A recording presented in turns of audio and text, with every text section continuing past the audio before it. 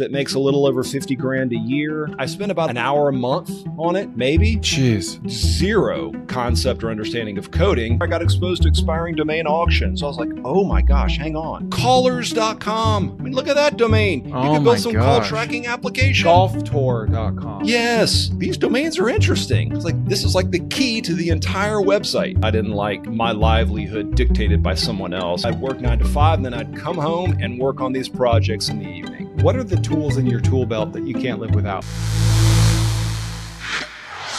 My friend Peter lives the life. He lives the dream. He's got a portfolio of niche websites that just pay him hundreds of thousands of dollars every year. It took some time on the front end to build these up, but today he only spends a few hours a week managing these projects. So I had to know, Peter, as someone who's been reading your blog for 15 years, following your progress, how do you do it? What tools do you use? How can people copy you? He did with Onions what I did with Buc-ee's and Texas Snacks. He just does things, permissionless things. He partners with people he's never met. He's cheap, like me. He doesn't spend a ton of money, but he's patient and he's tactical. And he shares his secrets with us today. So please enjoy this conversation with my friend Peter. I would love to hear this story. How did this domain name come across your desk and what made you find it interesting and end up buying it? At this point in my career, I'd been laid off several times, and that began to grate on my nerves. I didn't like my livelihood dictated by someone else. And if somebody made some, and I've lived through this through several startups, executives make a horrible decision and it kneecaps the company and I'm held responsible. And I had a few instances where I was at a startup and I was in the marketing and I built a product for the team and it drove an extra couple $1 million for the team. And they promoted me and I got an assistant. I trained the assistant up. And then 6 months later, they lay me off and keep my assistant for a lower salary. Oh, man. That one really stuck with me. And that's when I was like, I got to figure out this stuff. I don't have a computer science background. I have a history degree from Ole Miss. So I was like, I got to figure this stuff out. I have a background in SEO, a little bit in SEO, zero concept or understanding of coding, but I knew I needed to concentrate on it. So I started trying to teach myself to code. Coding led me to start building sites. Building sites exposed me to like AdSense, and I could monetize the sites a little bit from AdSense. And that started giving me a little bit of money. I mean, not a ton, maybe $50 a month. And then it got to $300 a month. And I was like, wow, this is crazy. A moron me can generate revenue online.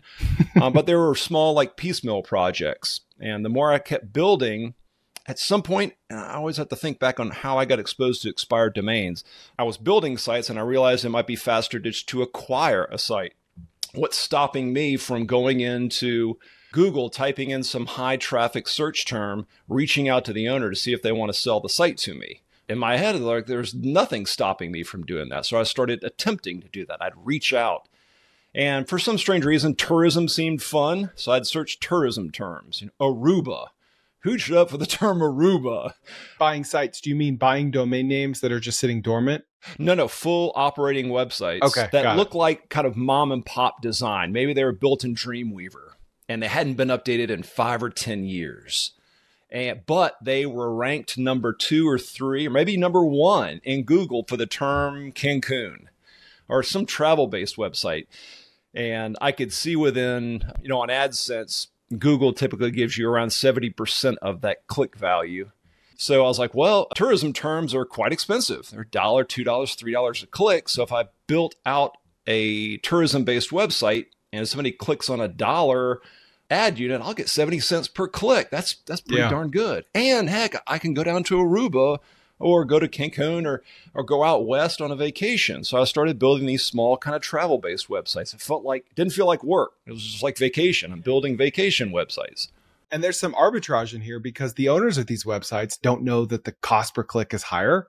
You have that information that they don't have, right? Correct. They'd always ask for analytics, and I could look at their analytics and say, oh my gosh, if I got a 3% click-through rate, 1% click-through rate on these ads, I can make $500, $1,000 a month, $2,000 a month. And their ask price is $3,000. Yeah, I'll buy it and bring it in-house. So I'd buy the entire content and bring the domain over. And so that's when I started getting exposed to domains. So I'd get a deal on a site and my brain immediately went to the domain and my brain was telling me, I got to get control of this domain, because if I control the domain, I control the whole site, because they could waffle and change their mind. But if I control the domain, and they go back on their word, I can still screen scrape the information, pull it over and rebuild the site, but I have to own the domain. I was like, these domains are interesting. I was like, this is like the key to the entire website. And some of the sites I was buying early on were just regular, they weren't terribly descriptive, but they ranked, they were old, they were trusted. But I kept coming across these really interesting new descriptive domain names. Like one of the early, go ahead. Sorry, before you go there, what are some examples of some old ones that you bought that were interesting but didn't quite work out? Yeah, so one was, I've since sold this domain. It was called Travel Envoy. And it was a directory of wineries and vineyards that you could visit. I bought this around 2004. And then he transferred all the pages to me. I bought it for 10 grand. And then I simply just added AdSense to it. And I did a poor job. I didn't know how to code very well. So I added it to the site. And then it started throwing me whatever, $1,000, $2,000 a month. And he didn't have any ads on it?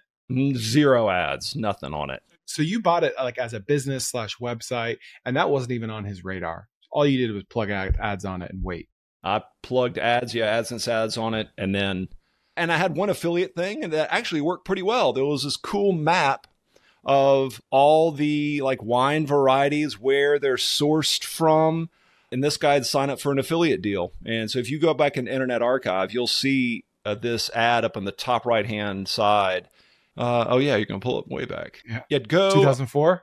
Is this it? This is before I bought it. Isn't that beautiful? Look at that. Oh man. This is what you're looking for. These types of sites still exist today. For those that are listening, it basically looks like Craigslist. Blue hyperlinks, very ugly. And there are still mom and pop operators out here that have websites like this that are very receptive to straight up offers to buy the website. This is before I acquired it. And 10,000 pages on a website, that's a moat. That's a lot of tedious work. I was kind of spitballing 10,000. It was a lot. It may have been 5,000 to 10,000. It was a tremendous amount of pages because it took me hours. When I did the FTP transfer, he forwarded all the sites. I think I did an FTP because there were so many pages. There was no easy way that I was aware of. So this may have been me. So here, top right, that's the little affiliate link. Right QPR there. Wines paid me. They paid me a few. This was like wine ratings. Yeah, they wound up paying me a monthly fee. Is this like a trip down memory lane for you? Yes, it is. I haven't been it. So if you notice this grape, to the right of that was my AdSense ad unit. So back then, there were no, AdSense wasn't including any kind of images within this. They were straight hyperlinks that they'd pull. So I'd always try to add some kind of imagery. So that was some free clip art I found somewhere. That's dumped amazing. It, add the ad on the right, and then included all the normal navigation to the site. And then wine books, did that just take you to Amazon through an affiliate link? I may have left that for him, and I just let him keep all the affiliate stuff from the wine book. He may have here we asked are. me that. I can't. Yeah, because I don't remember ever creating my, because the affiliates were so small, the revenue shares, so I never bothered. I was making more from the AdSense. I just focused on AdSense and some intriguing affiliate deals. That little map up on the right converted quite well. You'd be surprised. Right here? Yeah, I don't know if they're still in existence. It looks very intriguing. It looks like a periodic table. Yeah, it was really cool. DeLong's wine info. It was really cool. And they'd ship it. They sent me one for free. It comes in that little, this is a what done memory lane. So this one was one of the first big acquisitions I did. I bought it for $10,000. So let's talk about the unit economics of that $10,000. Like, what were you buying? Was there any revenue from anything? How did you come up with that price? I don't even know how we came. I may have asked him what he was comfortable selling it with, and I believe he may have come around. From what I remember, it was maybe 12 to 14, and I got him down to $10,000. So I could use that number and then look at the analytics and say, okay, how long would it take me? I was still working a 9 to 5 at this, and I'm a big believer of this. Some of these folks online talk about this. Some online builders are under the impression that they need to quit their day job, and then go all in on their project. Preach. I do not subscribe to that at all. I ran my day job. I'd work 9 to 5, and then I'd come home and work on these projects in the evening. Also, guys, real quick, sorry. This is really good, right? Like, Peter's an awesome guest. If If you want to say thanks to me and to Peter, just hit subscribe and the notification bell. It would mean a ton. Thank you. Every day. And I treated it, I don't know, you watch that old robot show, the BattleBot show, and I mentioned this on Twitter sometimes. I compared it, these two little robots in this death den, and they're fighting each other. Which one, my 9-to-5 or these projects that I'm building, which one can generate more money? And whenever my little side projects, maybe it never happens, but whenever my side projects can generate more money than my 9-to-5, that's when I'll consider it. Or maybe when they're getting close, that's when I'll consider dropping off and going full time. So I was still working 9-to-5 in these projects. I call it the wing walker's code. For those listening, I'm showing images of wing walkers on these airplanes. You never let go of one railing until you have control of the other railing. Right. And that's the same thing with testing side hustles, testing business ideas. Like, just don't let go of the thing until you have a better thing in hand. Yes. Because it creates so much stress. I see some folks that do this. They'll quit. I'm giving myself 9 months. And oh my gosh, the pressure. And, you know, these weirdo ideas, in my opinion, don't come up in that type of pressure tank. It's when you're allowed to sit and daydream and chew. Heck, at 9-to-5, you're probably sitting at your cube 5 or 6 hours a day, just daydreaming on different ways to work on your project at night and doing 2 or 3 hours of actual work at your job. Why not get paid for that? Go home, work on your project, and see where it can lead. And some of these projects, I mean, they require somebody just to baby them constantly. And sometimes it's just an hour a day to push it in the right direction, make sure it's not going down, and it's fast and responsive. And you were having a ton of fun. This was a hobby. Correct. This is just fun. And correct. You could even monetize this fun. So right. And I was teaching myself to code. I was like, wow, this code stuff's weird. I'm not very good at it. I don't know if I have a ton of interest in it, but I'm fascinated by it. I'm glad I understand. So the way I kind of taught myself to code was, I am not a coder, but I basically just taught myself how all these puzzle pieces work. But so back to Travel Envoy. So I built it. I start recognizing this importance of this domain name. And I keep running across projects with really intriguing, just descriptive. Like my friend north of Atlanta, Warren Royal, bought the domain bobbleheads.com at a domain name auction. Had no experience in bobbleheads, very similar to you and me, you and Texas Snacks and me and Vidalia. He has zero experience in the bobblehead world. Bought it at auction. I believe he spent 30 grand. And he started a custom bobblehead business from scratch. And he currently now has 15 employees north of Atlanta. I've been to his warehouse a few times. And it's just the coolest warehouse to go visit because he has life-size bobbleheads, you know, like George Washington hanging around. And so I was watching what Warren was doing. I was like, this is very interesting and fascinating what he's building. And so he bought that at auctions. I mean, $160. Do you know what his revenue is or what kind of volume he does nowadays? I don't know. You should get him on. He is wonderful. He doesn't go on many podcasts. He's so heads down on this business. He'll show up on a few Domainer podcasts from time to time, but he's always heads down on. Oh, there you go. Let's just use his math. We produce over 250,000 bobbleheads each year. I'm looking at his prices. Nothing's under $100. Yeah. So 25 million. Wow. That would be over 25 million a year if they were each $100, which most of these are 100 to 200. Yeah. Yeah. See, and it's funny, Peter, because like most people wouldn't believe that. They're going to hear that like, no, you don't sell 25 million of bobbleheads a year. And it's like, bobbleheads. Yeah, no. You know. Oh, I can never get the domain bobbleheads, all the kind of the cynical attitudes. So, but go ahead. I'm interrupting you. Yes. No, like people just that trap. There's just so many e-commerce businesses out there, not named Amazon.com, that do millions, tens, hundreds of millions, and billions of dollars a year, many of which have never been heard of. Yeah. I owned an e-commerce fulfillment company, and we would get leads all the time. Like, I have this makeup brand, I have this food brand, this ice cream brand. We do 36 million, we do 22. And I'm like, where are you coming from? Yeah. How are there so many e-commerce brands? Yeah, it's crazy. In the context of this conversation, a lot of times, not every time, it starts with a really good, trustworthy domain name, right? Yeah. So he got bobbleheads, and then bobblehead came up, I think, a year or two after. So he owns singular and plural. He owns the entire, beachhead for this entire industry. okay, I went to bobblehead.com and it should redirect to bobbleheads. He tries to redirect everything over. So when you bought Travel Envoy, that $10,000 was just kind of goodwill. There was no really revenue, but you knew what you could do with it. And Correct. That's kind of how you valued it, right? I valued it based on the traffic. I could see how much traffic. I could roughly napkin math, a rough click-through rate for my AdSense units and maybe some extra revenue from the affiliate deals.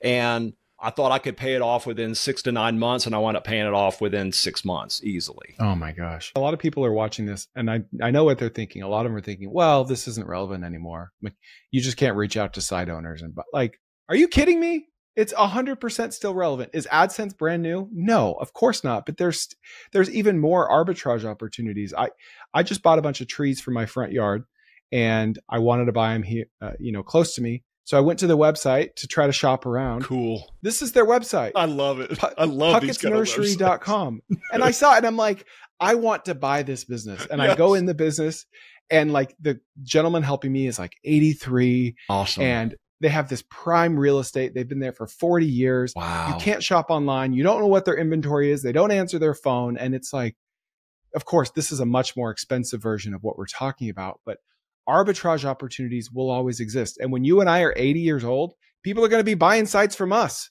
Correct. Yeah. To do better things with them, right? Yeah. Similar when I did my Vidalia project, the farm I partnered with, no website, no online presence whatsoever.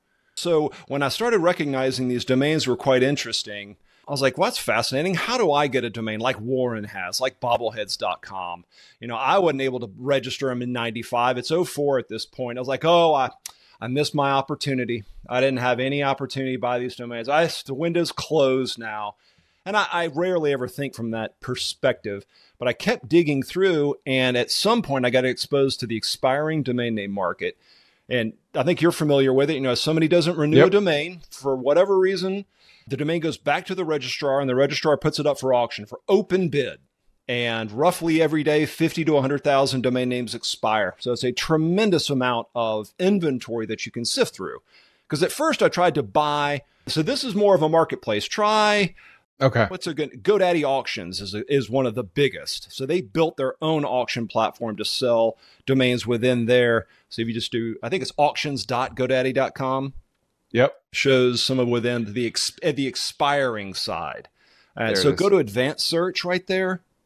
And then go to type and then do expiring auctions and then go estimated value and then go down on, say they add, on that top search results, go down a little bit more. And right here. Yes, sir. And then go down, do it to click it again. Now GoDaddy's using their own. Check out jtm.com is expiring. Oh, three-letter domain name. Three-letter callers.com. I mean, look at that domain. You can build some call tracking application. Golftour.com. Yes. That could be a travel website. Oh my gosh. So this is a deep rabbit hole. So when I got exposed, and this was around 04, I got exposed to expiring domain auctions. I was like, oh my gosh, hang on. Because I was trying to buy domains direct from original registrar, from original owners. And, they'd want, and they're worth it. They'd want $100,000, $500,000. I was like, I can't, it's too risky for me.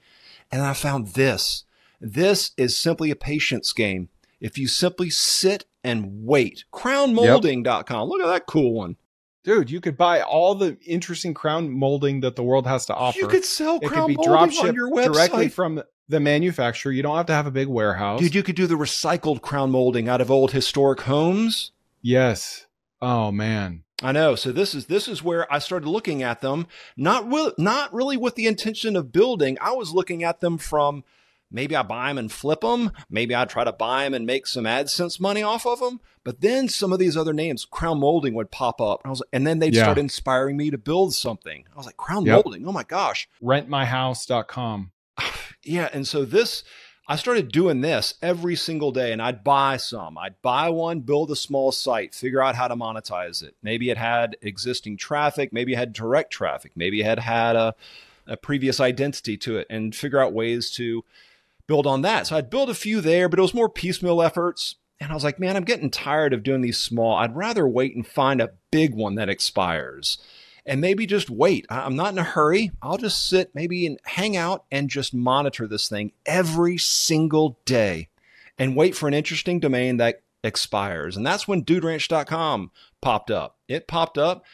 Oddly, a ranch up in New York State owned it. They owned it. Dude Ranch got sold 2 or 3 times, and then the last owner ran it into the ground and shut it down, sold the property. If you want to go into archive, it's pretty fun to see the old version of duderanch.com. So you can see it. I'll do that now. And it used to be called Roseland Ranch.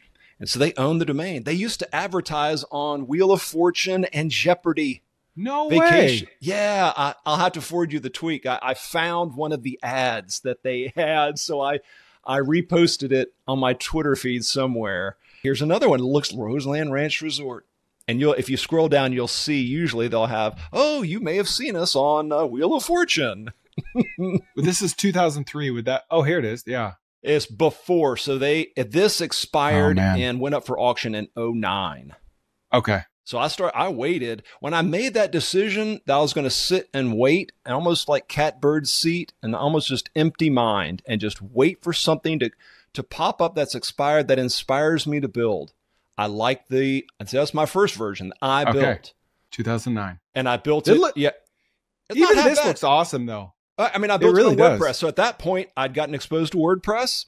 And I had some rough idea. I had an SEO and paid search background, love analytics. And I was like, okay, I'll build it myself to make sure I can advertise. And then Dude Rancher started buying ads from me. I was like, sweet, I think I can make this work. And only then, go ahead. Yeah, advertise. How did they start buying ads from you? Like, how did they find you? Oftentimes, so it started the easiest way for me. I think I could have done this via email or phone, but I'm fortunate they have a yearly conference every year. They hold it at a Dude Ranch typically. So I was like, sweet, now this is kind of killing 2 birds with 1 stone. I can start visiting Dude Ranches because I need to visit a few to get the feel of these, just because I'm basically representing the industry by owning this domain. It's crazy owning one of these names, and folks will assume you are an expert in that field. The trust and authority. Yeah, with an exact match, descriptive.com, generic exact match is wildly powerful. So they started advertising with me from the conference, and then they started signing up direct. And then I met a friendly competitor. He ran guestranches.com. And he and I would notice sometimes a rancher would cancel me, but they'd keep guestranches.com. Sometimes they'd cancel guest ranches and keep me. And I was talking to David, and I was like, David, hey, what if we partner up and we corner the market, or pseudo corner the market? Because if they cancel both of us, they're going to lose about 50% of their traffic. It's going to be very difficult for them to consider canceling us. Yeah. And so we partnered up, and we did that for, 8 years or so, maybe longer. Wow. He's based in Littleton, Colorado, so I could always find a Colorado, hang out at his place, and then we take road trips and go around to all the Dude Ranches nearby. How much did this domain name cost? DudeRanch.com. So it went up, and it was pending delete, and it cost $18,000 basically, just under $18,000. And what signals did you look for before spending a dime on this to tell you that this was worthwhile? Yeah, average. Tools I wanted search volume. I want to fish where the fish are. So there was a lot of search volume for the term Dude Ranch, but I wanted to make sure there's an album called Dude Ranch from some band. So I want to make sure they're looking for Dude Ranch Vacation. Isn't that Blink-182? I think so, maybe? Yeah. So, and then I was like, okay, I can look, but maybe a small percentage of that traffic is looking for the album. But it's mainly folks looking for vacations. So I could look at Dude Ranch Vacations, and that was still strong search volume. Then I'd pull Dude Ranch Colorado, Dude Ranch Texas, Idaho, all the states, all still strong search volume. I was like, okay, this is good. I have one side of the equation, somebody looking for a vacation. Then I went to the Dude Ranches, like, what's the average ticket price of a Dude Ranch vacation? For a family of 4, it roughly ranges $10,000 to $30,000. This is just me spitballing off the top of my head. And I was like, okay, let's just assume 30% margin. So the rancher's making $3,000 on one booking. I still have these rates. I still have $575 as my flat yearly fee to be included on the site. And it's just a one-time fee. I don't take any cut of the conversion. I just drive leads constantly. I have about 60 advertisers. It makes a little over $50,000 a year. And so I built that over the years, wound up buying David out of Guest Ranches. So I own it and rebuilt it. So, and it has very, very low overhead. It has hosting and domain renewal. And I pay a friend that has more experience at PHP and the back end of WordPress, just in case the site goes offline, it goes sideways. I can ping her and say, please help. Something's wrong with the site, or there's some plugin update and the payment page is broken. Can you please help? So I lean on her, but it's only a couple $100 a year to lean on her, but it makes me sleep better. So very good margins. It's not $1 million business, but man, very, very fulfilling. But that one taught me I do enjoy these small, fulfilling projects. How much time does it take a week? I'm working on this right now. I have 2 other projects, Vidalia and Ranch Work, that have kind of consumed a majority of my time. And I'm trying to figure out how I can devote more time or maybe hire someone to help me. I spend about an hour a month on it, maybe, but it deserves more than that. So I'm trying to see if there are avenues of possibly getting some help, possibly selling it, to see if there are avenues who could do, but I'm kind of stingy or strict on if I consider selling it, it's going to have to be somebody who's a good buyer. A good buyer. I can't let this thing go into somebody who's going to put AI content slop on it or cover the site with AdSense, even though I used to use AdSense. It isn't built for that. It's built for leads, for dude ranchers. It represents the industry. You feel like a sense of stewardship over the industry, and you want the next owner to do the same. Yeah. And in short terms, yes. I've been using Beehive for about 2 years, almost as long as they've been around. And I got to tell you, watching other creators stay stuck on basic newsletter platforms is painful. You're losing thousands of dollars because you don't know what your subscribers are worth. And when potential sponsors ask, who reads your newsletter? And you say, entrepreneurs or moms, you lost the deal. But Beehive has a survey feature that's brilliant. You can set up a few questions about demographics and spending habits that you send them through right after they subscribe. So instead of telling sponsors, oh, I have 5,000 subscribers, you can say, I have 3,750 homeowners making over $75,000 a year who spend $200 plus per month on home improvement. And that's proof that their ideal customers are reading your newsletter. Go extract your email list from whatever platform you're stuck on because it's probably costing you thousands in lost deals. Beehive makes migration easy. You can move all your emails in minutes so you can get paid what you're actually worth. Head to beehive.com/Chris for 30% off your first 3 months. That's BEEHIV.com/Chris. You'll thank me later. But that one just taught me, oh my gosh, okay, this is quite interesting. But I always had Warren, my friend, to run bobbleheads.com. So I'd run Dude Ranch, but it's sort of seasonal, has its peaks and valleys of traffic. It's like I still have time. I was still working 9 to 5 when I was running Dude Ranch. And I was like, I still have open time in my schedule. What else can I build? VidaliaOnions.com expires, goes up for auction. I don't intend to buy it. I write this big, long story on my little blog, I write an essay on the background of how I acquired Vidalia. And I also write about how I acquired Dude Ranch on, I think it's deepsouthventures.com is where I have that. Deepsouthventures.com. Okay. Yeah, Deep South Ventures. Or you can go to askew.org. By the way, I have been a loyal blog reader for over a decade. Oh, thank you. So, It's mainly, I tell you, it's almost therapeutic just to dump it out of your brain because it gets all clogged up in there, and it helps me to kind of just dump it out on the page and then kind of structure it. I have very short attention spans, so if it appeals to me, I hope that it would appeal to somebody else because it's very difficult for me to read or focus. So if it allows me to focus on it, but very therapeutic. So if I were to wrap up the story of Dude Ranch in a sentence, this is oversimplifying it, but you paid $17,000 for the domain. It was expiring. 18, yeah. You had to be 18. You had to be patient, but you bought it. At that point, you started kind of reaching out to the industry. You started getting natural traffic because there was so much search demand. You love it. You loved it because there was search demand and it was high ticket, right? And that's and there was not much supply meeting that search demand. You built it on WordPress. You kind of started reaching out to the industry. You partnered with another partner website. And today it does about $50,000 a year from 1 hour per month of work. Yeah, that's correct. And I get free travel. And I get to go visit all these. I've been to 50 dude ranches over the past 14 years cool. from Georgia to, there are a few dude ranches in Georgia. Colorado, Wyoming. That's worth hundreds of thousands of dollars in and of itself. It's wonderful to go meet these folks. And it's some of the most hardworking. Talk about a difficult business to run. Seasonal for them. Some run cattle, not many, but it's mainly hospitality. It is summer camp for adults, is how I sometimes describe it. but you get to go chill. If you have a family, you can take your family and all the kids unplug. They're out playing in the creek or going to the campfire and no one's staring at digital devices. It's wonderful. You can go trap skeet or ride horses or fly fish, go on river rafting trips. It's one of the coolest vacations I've ever been exposed to. And we can even dovetail into ranch work. So I got ranch work out of, which was my job board, from Dude Ranch. My partner had it, and we don't have to talk long on ranch work, but it's another blessing where I can help folks get a job on a ranch, any type of ranch, cattle ranch, an outfitter, an equestrian ranch or a farm, and even dude ranchers. So I can double serve my dude ranchers, fill jobs and fill heads and beds for their ranches. So he had it on the side and sort of abandoned it. I saw it. I had a friend in Atlanta that built a nursing job board and had a good exit on it.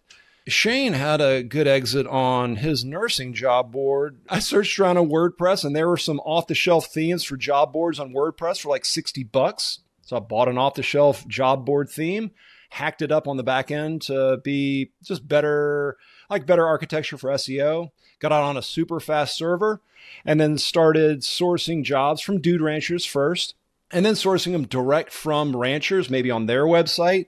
And then slowly organic listings started coming through. And then the seasonality aspect came back up again for dude ranchers. And then they need to hire their crew again for the next summer. Then I get a wave of job listings. And then word of mouth started working. And then people started repeat buying and it started running. And this one has just been one of the biggest blessings. Yeah. And again, this one goes back to memories and happy. Not a lot of memories, but it's happy. I'm helping someone find gainful employment on a ranch. And a lot of times it's somebody that maybe grew up on a ranch and maybe they're in the big city now. I just raised prices yesterday. I had a diamond level yesterday. For those listening, $100 to post a job for the cheapest plan. What's the difference between these plans and how did you mainly land on duration? So silver will run for 10 days. Gold will run for 30 days. And there's a quick turnaround. I'll take 24 hours. I hand curate every single listing. So I put live in 24 hours because it goes through my eyeballs to make sure it's a legit. If it seems sketch or something off, it rarely happens. But if it does, I just refund them and say, we're not quite the right fit for you because we're not going to be able to drive you good leads. And then we have free. If it's a ranch that, is in financial trouble and they need some help, I never want to turn them away. So I try to have a free option that allows them because I know I can drive a significant amount of traffic. And on this page, I also allow job seekers. They want to pay me. It looks pretty active. Yeah, they do. So they pay you to put this? Yeah, they pay me to extend. And I filled one this morning. Amy, right there, Amy W. She emailed me this morning saying, Peter, can you pull my listing down? I found something. Wow. You helped her find a job. I was heck yes. August 4th. I found her a job. What did she pay for this? Huh? What did she pay? $99. Wow, $99 to get a job. And did you email all of your job? How did you promote her? Yeah, so I've listed on the site. We get 1.3 million visits a year to this site. Holy cow. We get a tremendous amount of traffic. I have 12,000 people on our email list. I have 25,000 plus on our private Facebook job board page. Wow. So I cross-posted on everything. Of all your projects, is this kind of your cash cow, one of your favorites? Yeah, probably. Right now, yeah. Good for you. If you want a fun one, to go into archive.org, go into archive.org and do ranch work. You'll see some of the early versions. I think he just took his eye off the ball and it was dormant. Maybe a little bit after, though. He may have a version of it on those pages. Yeah, he probably has. He built it in 98. So it's it looks like that first, like your gardening site. Maybe some Comic Sans in there. Oh, yeah. So it's like, he was listing their first and last names over there. Jeez Louise. People looking for jobs. But then he pushed it just to a landing page saying, hey, I've kind of shut ranch work down. Hey, thank goodness he didn't pull it offline. So it was still live and active. Yep. And he had a link to another Facebook page that was deleted at some point. So I said, what is this ranch work? Because my friend did a nursing job board. Maybe I do. I was like, how about this, David? So here was my deal to him. I was like, hey, here's let me try this. I found a job board theme on WordPress. Point the name servers to me. I'll do all the work. I'll build the whole site And if I get a job listing, I'll give you 25% and I'll keep 75% for my hard work. And any money, if I put a little AdSense on the side, I'll keep the AdSense revenue. And he is a great partner. He's always like Richard Branson. He's like, screw it, let's do it. Who cares? Yeah, let's do it. Just like Aries was to me when I came into Vidalia. I was like, screw it, let's do it. That sounds fun. Let's try it. So he was like, yeah, let's try it. That sounds good to me. So he jumped in, changed the name servers to me, and I got to work and built the first version, just off the shelf job board theme. And it started working. And it had enough, just a little bit of trust and authority at that point, and started driving traffic to the site. And then I started filling jobs and folks were happy with me. And then the first version of the job board was trying to force people to set up an account in order to place a job. And I don't like anybody to jump through hoops. Yeah. I like my projects being like a gumball machine. I sometimes compare them to. So that was what the page was right there, right before I acquired it. It was like, go to our Facebook page. If you want to look at some jobs. You guys just talk amongst yourself over there is basically what he's saying. Yeah. You cut this 75-25 deal. Yep. How long did that stay in place? Did you ever end up buying the domain entirely and having it all to yourself? Yes. Yeah. So if you go to that same Deep South Ventures, I write all about this project as well, if you want to hear the entire backstory. But yes, probably with David, we had it for, if you go to essays at the top, and then if you scroll down the very bottom, I have like the top, I look at traffic and you can see must ride mule to and from work location. And that's the one. That's the whole story behind it. So I think it was, I'd have to read this article again to figure out how long we had it together. I think it was 5 or 6 years. And I could see it was working every single day, Chris. I wake up, I look at expired domains, and I try my best to post a job. I like consistency on my job board to alert folks that this thing is alive and kicking and there is somebody babying this site to death. And I like every single day, hopefully posting multiple jobs if I can, if I have enough free and paid submissions.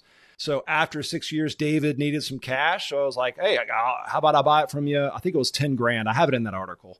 I'm able to continue working on these projects. This is a great year-round project where Vidalia is seasonal, Dude Ranch is seasonal-ish. And this one is year-round. And I like being able to run this one year-round, then kind of move a little bit of my attention over to Vidalia when it needs it in its season, and then move a little bit over to Dude Ranch in its season. But every day throughout the year, I'm kind of focused on ranch work. In your realm, the type of stuff that you're doing with these domain names, what has you curious today that you weren't curious about 5 or 10 years ago? What types of niches, or is it directories or AI tools? Oddly, to your point earlier, right when we started this, I'll tell you boutique e-commerce. In regards to something you can spin up very quickly and get customers, you don't have to wait on this timing aspect of a directory marketplace. The fact you can set something up, even I'm a snob on really good domain names. You really don't need a great domain. I lean on .coms and I suggest .com because folks default to it. But you don't need an amazing one. I tend to buy them. But boutique e-commerce, man, is legit. And there are so many small niches that you could run out of you could run out of your house to start and then do like my friend Warren Royal at Bobbleheads, ran out of his basement. And then when it started justifying larger expenses, he got a warehouse and now he has his own warehouse out in Asia that is his own custom bobblehead creating out of his warehouse. But small boutique channels, and you can use search to justify.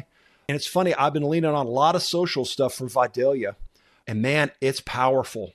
Creating really good videos I created a 30-second ad for Vidalia, and it was 3 clips, me walking behind the tractor when we're harvesting, me holding up a Vidalia with my hand, and then me walking through our packing shed. And then I just filmed, I wung it, and I kind of wrote a quick script, and it wound up being about 30 seconds, which seems to be a good sweet spot. It was like, this is a Vidalia onion.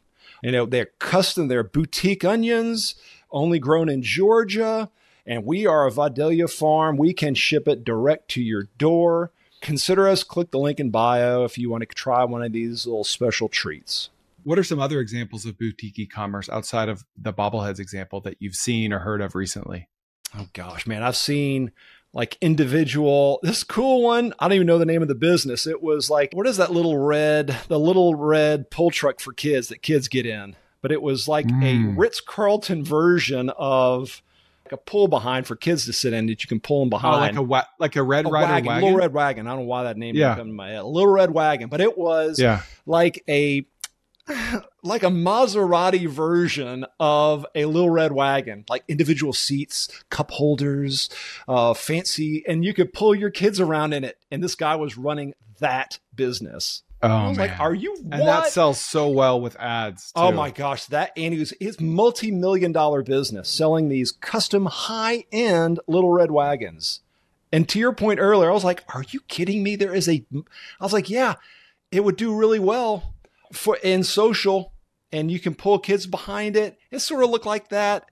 It was more looked like a Little Red Wagon, but like a fancy Little Red Wagon with custom seats. I can't remember the name. Maybe I can find it and email it to you later. But I was like, multi-million-dollar business. I was like, wow. It's like, what else is out there that you could add an extra widget to that you could sell? D2C is not easy, but you can ramp it out very quickly. If you just know cursory, so you don't even have to lean on search. You could do social and create some really good video on your phone and edit it on CapCut and get some good audio, and you're off to the races. And it's very inexpensive, and track transactions through Facebook Pixel, and you're ready to go. At least test it and see if it sells. That's been one that's interesting. All kind of food ones are fascinating. There's a pickle company. I'm fascinated. I haven't bought them yet, but they've been showing up in my feed. I think it's I Love My Pickle, but I think it's Olive My Pickle. And it's a free promotion for them, but I haven't tried it, but it's like legit pickles in this. And so they're touting the health benefits of these specialty pickles that they send. So I love kind of food-based. I mean, look how well designed this site is. That's a beautiful site. It is. It's beautiful. And so they're touting the health benefits of theirs. What's different of their pickle versus the pickles you may get at the grocery store? I think they go into that maybe down the page, like why ours are different. Ours are better for gut health. Yeah. It has all this extra stuff that's better for, there is the ultimate gut health bundle.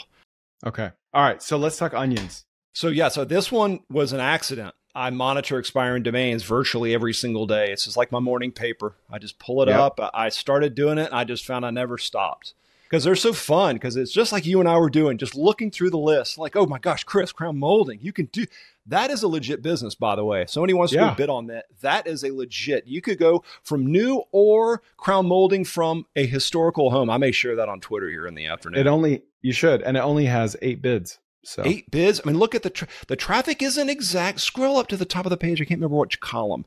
There's right age. Here. Look how old it is. It's 27 years old. It's been owned continually for 27 years. And these traffic stats, I think the 20 row or column is reflective of the traffic that it's receiving. GoDaddy isn't exact, but it gives you a little bit of an idea if there is some natural type-in traffic. If people just typing in, looking for crown molding out of historical homes is a legit business. I think people can't comprehend that people still just directly type in domain names. Can you talk about that? But before we go into onions? I got that from Warren Royal. He shares this on his Twitter feed. He was sharing, listen, no one quite understands how much type-in traffic. It's one of his largest traffic sources, and it's what allowed him to get the business off the ground.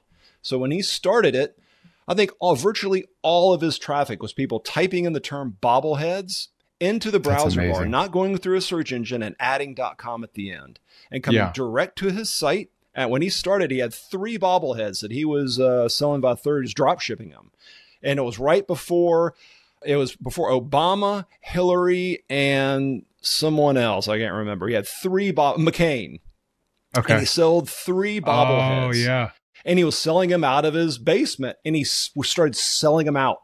Just selling them out. He was like, holy cow, I got something here. This is quite interesting.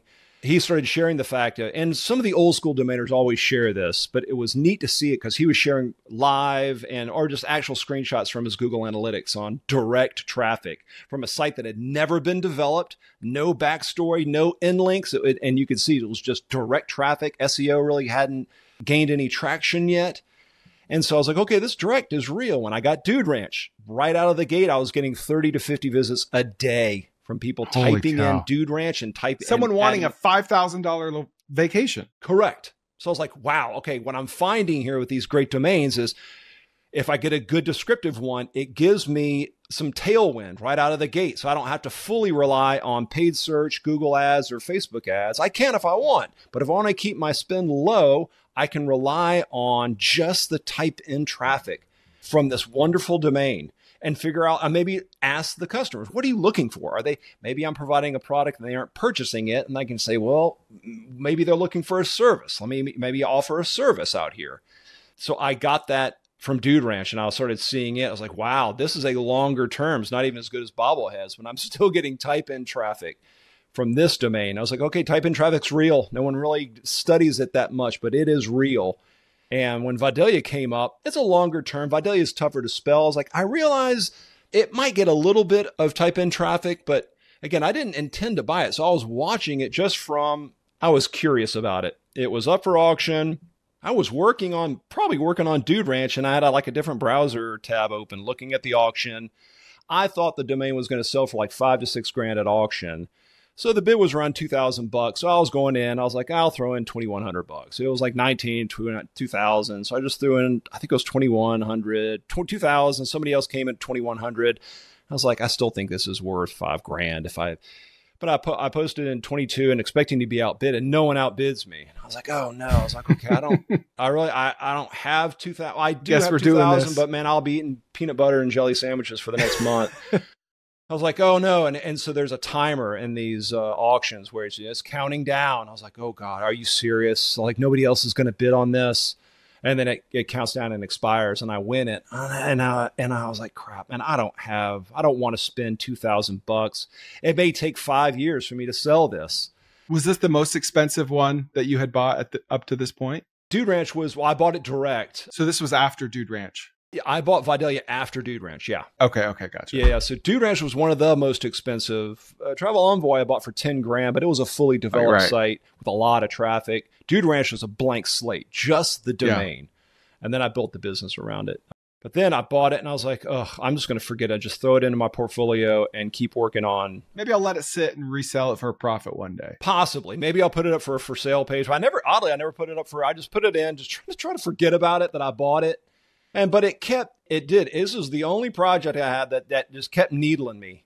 It was in my portfolio, and I mentioned I go out for lunch with some friends in Atlanta at the time. I'm in Savannah now, but I was in Atlanta. I'd meet a friend for lunch. He's an old, startup friend of mine in Atlanta. And I was like, oh, Alan, dude, I bought the VidaliaOnions.com. I didn't mean to. And I'd get the response. So I'm like, dude, that's a big industry. That is legit. It is like the caviar of sweet onions. And I'd see people's responses with the domain. And it was, even before that, I was like, there may be something there, but I don't know, man. So I had it. And I was like, I don't know what this is, but let me just put up a landing page and I'll have just like an email sign up and say, would you like, more information on Vidalia's? It was something rough like that, I think. And then people started signing up saying, hey, and I may have had something, hey, if you are interested in having Vidalia Onions delivered, submit your email. I didn't have any promises. I was just like, hey, if you have any interest in having them delivered, submit your email below. And so people started submitting their email. And I was like, well, okay, that's kind of weird. It's like, but I'm not a Vidalia farmer. I don't know how this works. But I was lucky that Vidalia is only about 3 hours away from Atlanta. What year was this that you put the landing page up? I think it was 2014 or 2015. I don't know if it ever got indexed. You may see the early version of the site because it was short. I put it up and I started getting a few nibbles and I was quick. And then I was like, well, Vidalia is just 3 hours down the road. I'd love to go hang out in Vidalia, Georgia. Vidalia, Georgia, correct, in the USA. So I was like, let me just go down there for a day. So I just jumped in the car. They have a committee that represents all the Vidalia farmers. So I called them up and said, hey, number one, I just want to make sure you guys know I'm a good guy. I'm not trying to hijack the name of your industry. I'm a real person. Don't mess around with Big Onion, Peter. Yeah, and it's a trademark term by the state. I almost needed their blessing to use it. So I thought it was generic, but then I wound up finding out it's a trademark term. I was like, oh crap, I sort of need their blessing. But let me just go talk to them. And if they get all huff and a puff, I'll just give them a domain, or just give it to somebody. But I went down just saying, hey, I happen to acquire this thing at auction. My background is building web projects and sometimes e-commerce, sometimes directory marketplace, information-based stuff. I'm trying to see if there's a business here for possibly shipping, but I don't know any farmers. Like, can I just come talk to you guys, the committee? They were super just welcoming. And so I went down and just met with the committee, met with them. And then when they realized I wasn't a huge weirdo, they said, okay, let's drive around. We'll just introduce you to a few Vidalia farmers. Yeah, this is an old WordPress thing. For some strange reason, the CSS isn't loading correctly within Archive, but this was an early version of the site. I think our second or third year after 2016, I think we were shipping, 2 years at that point. I acquired in 14, and I believe the 15 crop is the first one that we started shipping. Yeah, because we just celebrated our 10th year of shipping, or 10th or 11th. But this was the fancy-ish logo. I was still designing the site at this point. I hadn't hired it out, but I had hired a logo. And that's the rough onion design that I created. Yeah, it's like it looks like they're planted.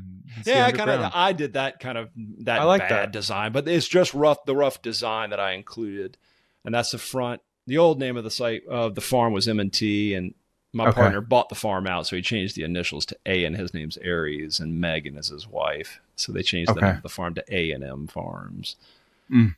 So they started taking me around, just introducing me to farmers. I met the first farmer. And, they had some reps up front, and then just saying, they were like, direct to consumer. No, there's like, they told me, quote, it was like, it's the biggest thorn in their side. They did a little bit of it and they hated it. To you, this is opportunity, right? Yeah. You're like, sweet, okay, I can take that off your hands. That means they aren't really a competition because I know they're going to treat their customer like garbage. But I can see where they're coming from after running Vidalia for 10 years. It's challenging. I mean, D2C is challenging. But so I go to a second farm.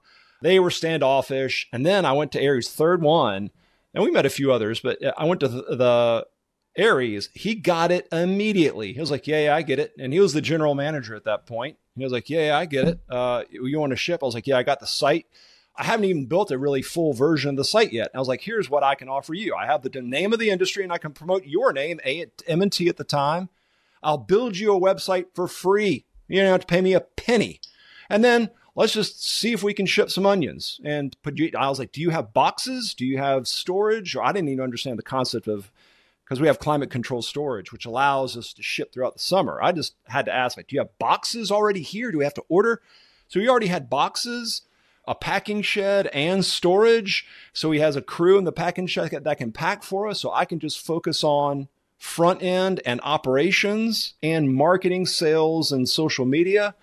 He had nothing to lose. Yeah, so we did a handshake deal, dude. We operated off of a handshake deal for 10 years. And then I had some silent friends in that deal. We had just some fun money where I used to buy and sell domains. So they were in on Vidalia with me in the early days. So Aries and I just bought them out. I owned like 40% at that time. They owned 60. So Aries and I came out and bought 100% of it out about a year ago. So Aries and I are now 100% on the deal. But we operate a handshake deal. Whether that's the best idea, I don't know. But yeah, it worked great for us. And we just trusted. It was, my job was, with sales generation. If I don't generate any sales, I don't get paid. And I wanted to be no risk to Aries. And I wanted to be, and I still kind of treat it this day, I want to be just some quiet church mouse, just doing my job in the background where he can focus on growing this very special onion.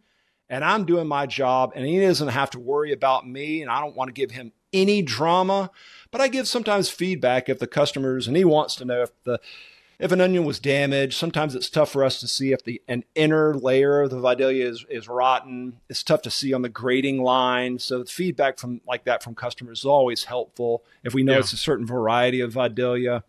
So I always pass that information along. Go ahead.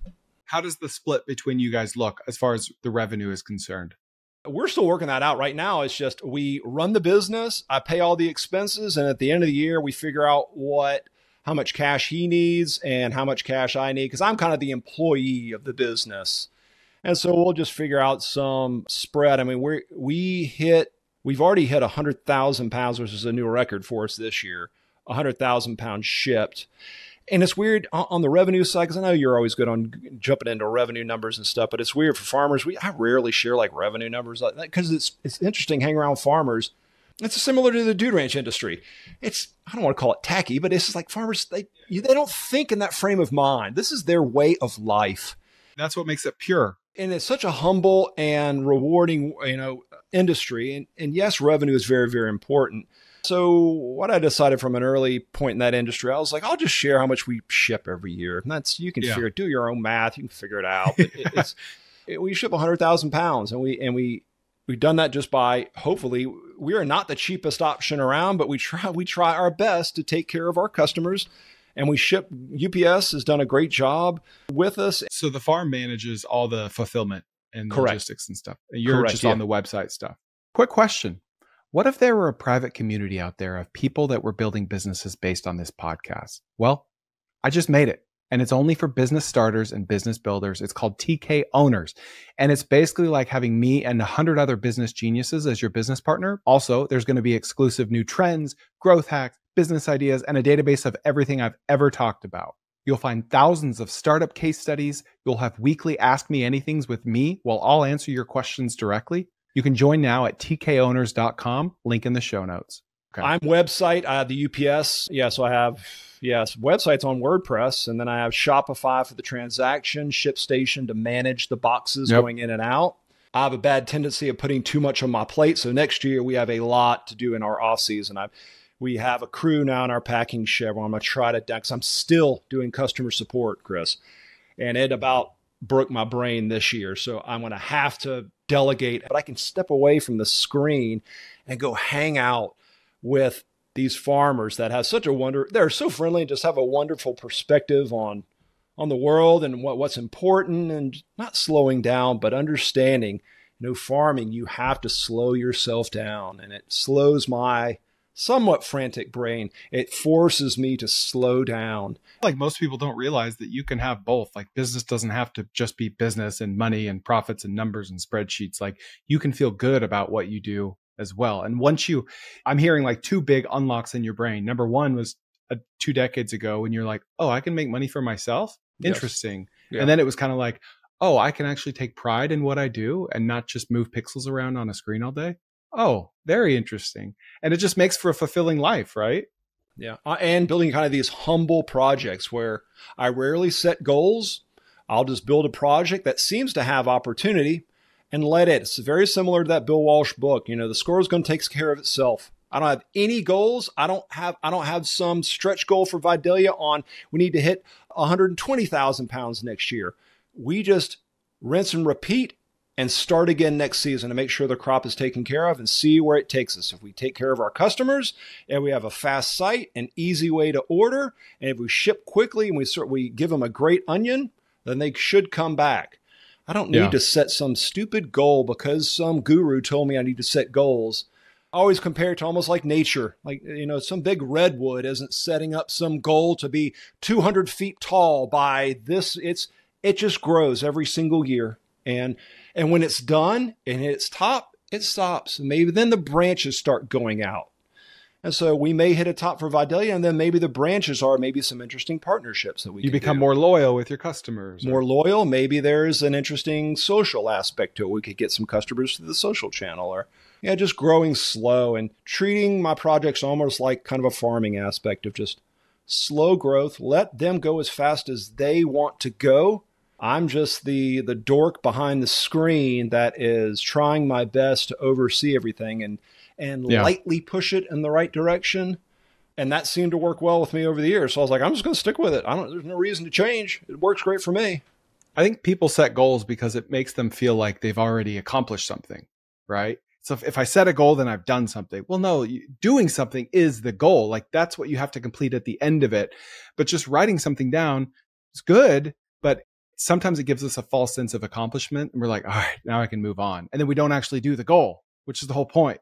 Yeah, correct. Or you put some unnecessary stress or pressure on yourself. And then, let's just say your goal was 120. You only delivered 115. I failed to hit my 120. It's like, I don't care about these stupid goals. Or one thing I love about this story is you bought the domain name, you spent more than you thought you should have, and you just start talking to people. And guy number 1 doesn't get it. Guy number 2 doesn't get it. Guy number 3 doesn't get it. With this story, even more than my Texas snack story, it reminds me of my Heartland bread story, where I had a friend that had a bread company that only sold bread to 200 stores within DFW. People wanted to buy it online. And I said, Keith, let me just put an ad in your bread because 10,000 Texans buy it every day. Wow. Let's give them an ad so that they can tell their friend in Indiana who was there for Thanksgiving and fell in love with your bread that they can buy it online now. Let's just do it as an experiment. Don't pay me anything. If it fails, it's all on me. If it succeeds, we'll split it some way that's fair. And it succeeded. And that led into Send Eats, which led into Texas Snacks. And it all started with a question. And it was all possible because I found a guy that just got it. Right. And so sometimes you just have to keep talking to people until you don't have to try to convince anyone.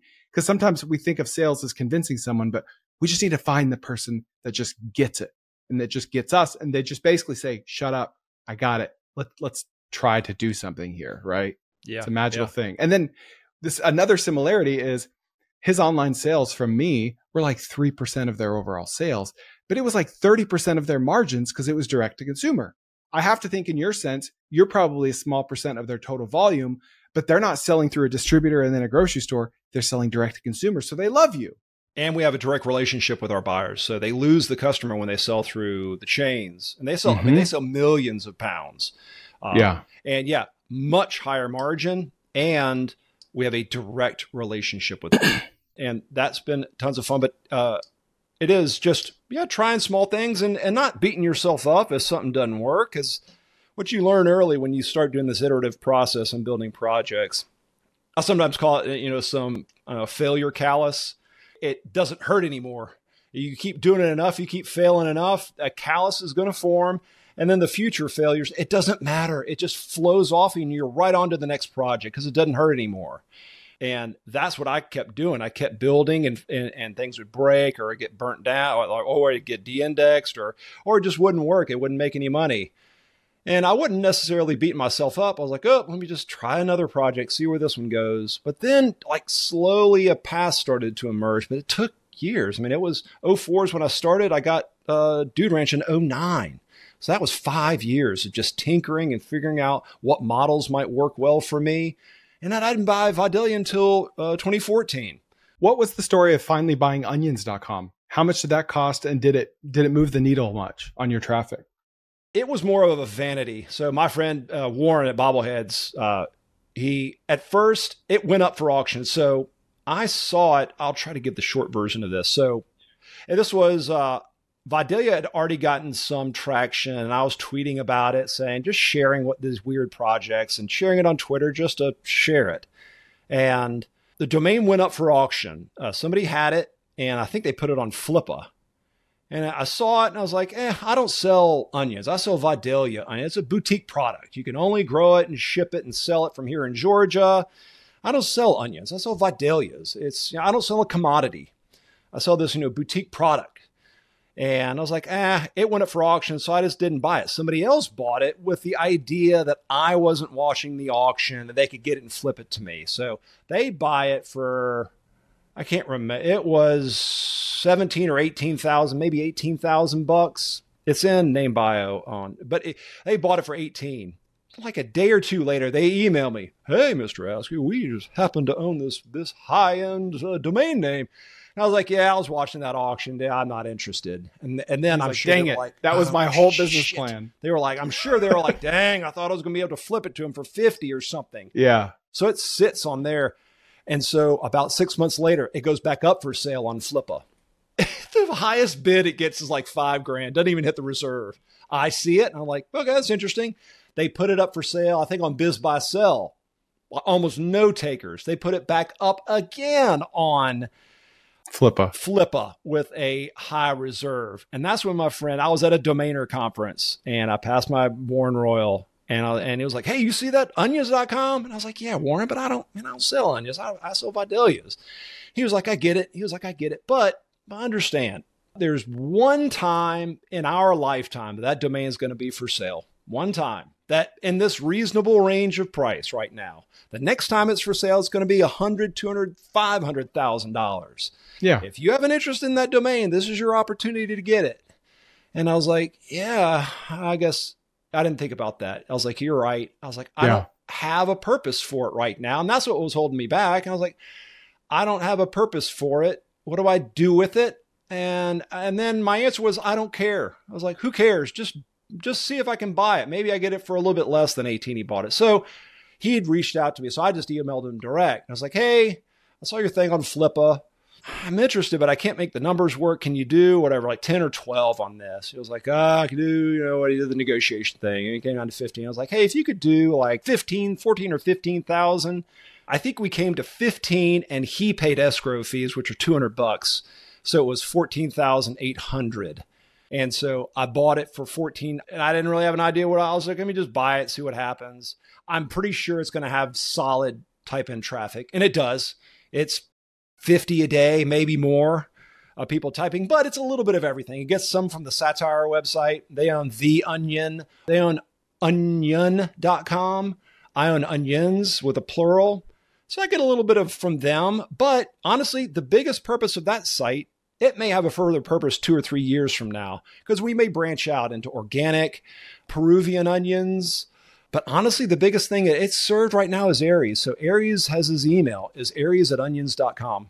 And that was the first thing I did. I was like, Aries, his first domain, the domain they had used for their farm before they had a website was m&andtfarms.net.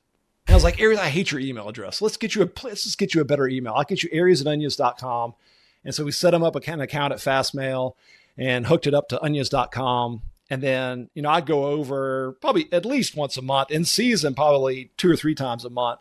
And he was like, Peter, I went to a conference and a farming conference, somebody asked my email and I said, aries@onions.com. And the other person, they didn't have an answer. And then they said, how did you get that domain? And he was like, I got a web guy. He got me the domain. He said 100% of the time, it floors people that he, as a small, medium-sized farmer, we have this gorilla.com domain that allows him, we're not the biggest Vidalia farmers, but that domain allows us to look like the biggest, strongest Vidalia farm out there. And we primarily use it for email right now. Everybody at the Packing Shed has their own custom email. John at Onions, Peter at onions.com. And we have our own custom, but right now it's like a landing page. It just gives an overview of the farm. I have a big thing for our YouTube channel. Like if they want to go subscribe to our YouTube channel, it gives background, but we may eventually build it out to sell potentially other farming projects. We may go down the citrus path. We may plant some citrus trees and we may just kind of take, even though it's onions.com, we may just say, we farm everything under the sun, onions included. Just like monster.com used to be, it didn't have anything to do with jobs. It was just monster.com. And onions is like, we do everything farming, but it's primarily for email right now. And we'll figure out another purpose for it down the road. It's hard to put a dollar value on that, but it's valuable. Yeah. It's fun to showcase and put around. It's easier to put in my Twitter profile, just put onions.com versus Vidalia. Even like if I'm talking to a customer on the phone who is trying to visit our website, if it's an elderly customer, sometimes it's tough to type Vidalia. Yeah. And sometimes they spell it with an A, V-A-D, and it's V-I-D-A-L-I-A. And I just tell them, go to onions.com. I got a big button there. Just click the button to go to Vidalia, and it'll take you right to Vidalia. And then you can click the big green button on our homepage. You can go place an order, and we'll pack and ship tomorrow or the day after. Well, one pattern I've seen with all your stuff is you always work with partners, critical partners that you couldn't make this project work without them. And I didn't anticipate that. I don't want to interrupt you, but you're right. I always thought I was a solo builder. I'm a solo builder. I'll do everything myself. I'll put all this on my plate. And then lo and behold, I did Dude Ranch, and then I wound up partnering with somebody. I found Vidalia. I partnered with somebody. I only found ranch work because of my partner. And I do look for that now. It's more challenging. Sorry to interrupt you, but you're exactly right. I was fooled into thinking I was a solo builder, and I'm not. I work really well with a partner. It's tough to find a really good partner, though. If you want to go fast, go alone. If you want to go far, go together. Yeah. But what I was saying is you're much better at sales than you might give yourself credit for, because you're selling your partners on this opportunity and you're doing it in like a no-brainer offer way, right? Good salesmen offer no-brainer offers. With Dude Ranch, it was, I know they didn't go for the pay per lead aspect, but that was one of your first offers. It was like, don't take any risks. I'll find you a lead and then you buy it from me, right? And then that evolved over time, but that at least got your foot in the door. And then with Vidalia, it was, listen, let's just split this and I'll do all the online stuff. I'll be the distribution. You be the fulfillment. Yeah. And then with Ranch Work, it was, 75-25. You take no risk. Keep your domain name. I don't need it. Point it here, but keep it. Yep. And let's just see if this works. And you had to find the right people, but you also had to give them the right offer. And you were able to do that. So it worked. Yeah. Yeah. This is accurate. Yeah. What are the tools in your tool belt that you can't live without? Like websites, like for doing research, finding expiring domains? What's like a rapid fire list of tools? I love Clicky Analytics is what I use to monitor. You say Clicky? Clicky.com. Okay. It's better than stupid GA4. Yeah. I got rid of GA probably 5 or 6 years, maybe longer than that. I rely on Clicky for everything.